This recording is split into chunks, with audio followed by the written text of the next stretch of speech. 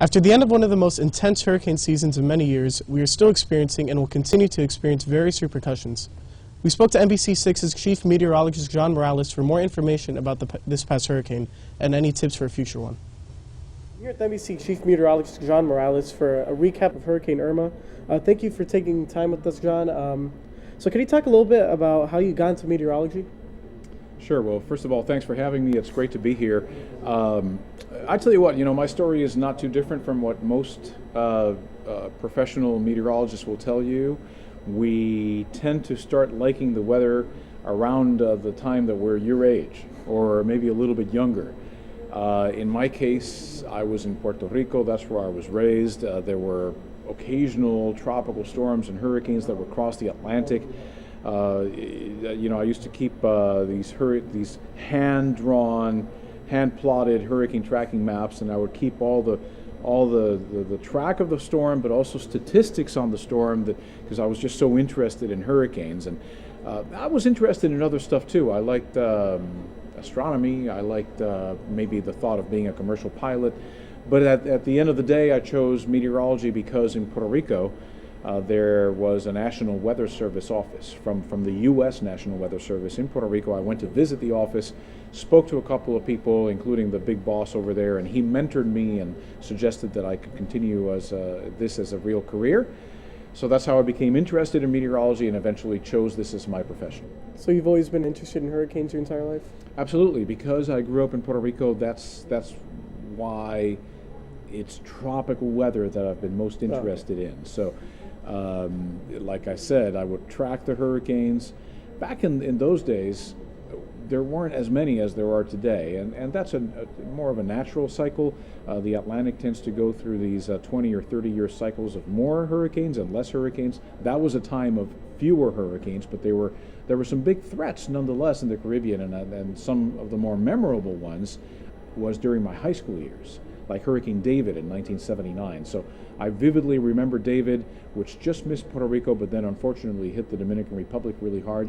And that's how I became so hooked on hurricanes. So as Chief Meteorologist, how's this hurricane season been different to earlier ones? Well, this is probably the most personally, emotionally draining hurricane season that I've ever lived through.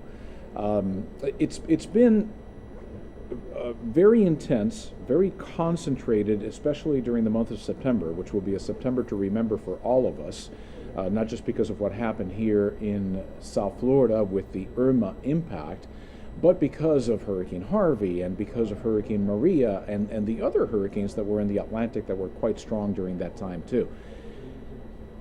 Personally impactful for me because I not only had to forecast a hurricane strike near Miami, which is where my TV audience is, so it's professionally important for me to do so, but also because I also covered, not on TV, but on social media, the hurricane for Puerto Rico. So what caused this hurricane to reach the size and speeds that it did? This is a record-breaking hurricane. Can you tell us why? Yeah, Hurricane Irma was a record setter.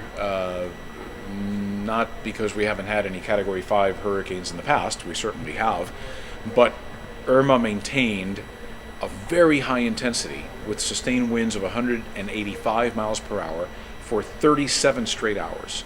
And that now is the world record holder for the highest intensity hurricane lasting the longest in any tropical cyclone basin anywhere in the world. What caused Irma to be so strong? Well, the same reason that caused many other storms this year to be very powerful. Very warm waters in the Atlantic. The sea surface temperatures are way above normal.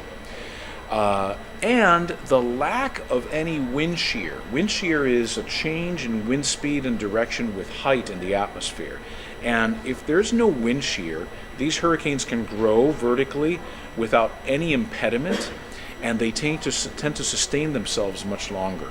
And it wasn't just Irma. Maria and Harvey and so many others were able to stay that strong and become that strong because of the warm waters and the lack of any wind shear in the Atlantic. So what do you think we've learned from this hurricane season and Hurricane Irma? Well, I think the lesson is from Irma that you can have a very impactful event even with a hurricane passing at a great distance from Miami.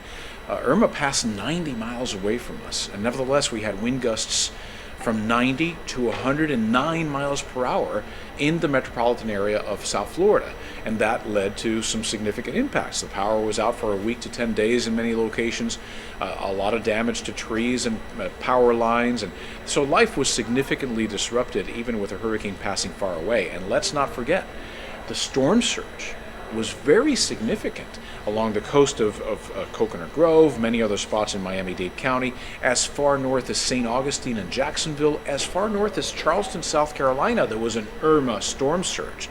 So first of all, let's learn the lesson that a hurricane is not just a point, that it has an extensive wind field, that it can affect many, many areas. Second of all, I think we need to be aware that the day that we get a direct strike from a Category 4 or 5 hurricane, it is going to be a huge catastrophe here in Miami and South Florida, one which I don't think anyone is really prepared to accept, but I think it's in our future, and we could easily be going through what Puerto Rico is going through right now here in the United States, in Miami, with a Category 4 or 5 hurricane striking directly in a densely populated area like our city is. How did the new Doppler radar 6000 help with the storm and protecting people? Yeah, Doppler 6000 was just magnificent during the hurricane. Not only were we able to look at the storm at a great distance, see the eye of the hurricane while it was close to Cuba, cut through the strongest rain bands and still see the nucleus of the hurricane, but also because of the fact that it's a live radar, that we can control it, that I can show people on the air not just where the rain's at, but how the winds are spinning inside that hurricane. We were able to detect tornadoes even before the National Weather Service was warning for those tornadoes, and we showed people on TV where those rotations within thunderstorms were occurring, down to the neighborhood level. So Doppler 6000 was a tremendous tool. I think people in the audience realized why we talk so much about it. It's a tool that was there for Irma and will be with us for years to come as a life-saving weather tool here at Channel 6. All right, thank you very much. Great, thanks for having me. Thank you, John, for meeting with us. For this special report, I'm Suarez for WBLN.